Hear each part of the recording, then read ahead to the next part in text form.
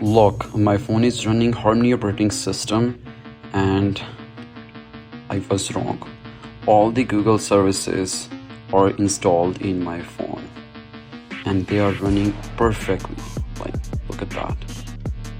This is my channel and everything works perfectly fine.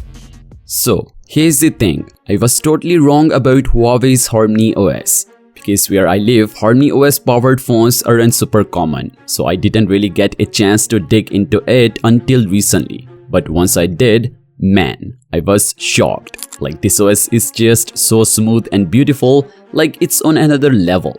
I'm planning to do a proper review soon, so if you guys have any questions about HarmonyOS, drop them in the comments and I'll include them in the next video. But today I want to clear up a big misconception. One I had too.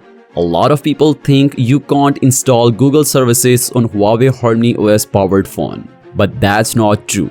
You can run every Google app you'd use on an Android phone like Gmail, YouTube, Maps, you name it, and they all work perfectly fine in Huawei phones. So, how do you get Google services on a Huawei phone? It's actually pretty simple. You'll just need an app called Gbox. I'll drop the link of the app in my description below. Just download Gbox, install it in your Huawei phone, and bam, you're logged into the Google Play and can download all the apps you want. And don't worry about privacy. I haven't had any issues. My data feels totally safe and Huawei itself recommends this app, so there's no need to worry about security concerns. And I would add one thing here too. It's not some browser workaround. YouTube and everything else open as a proper apps, just like on any other Android phone.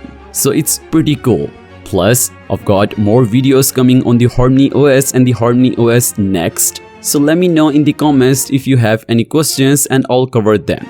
And hey, if you're into this kind of content, make sure to subscribe because a lot of good stuff is coming here so you don't miss any future updates. Peace out.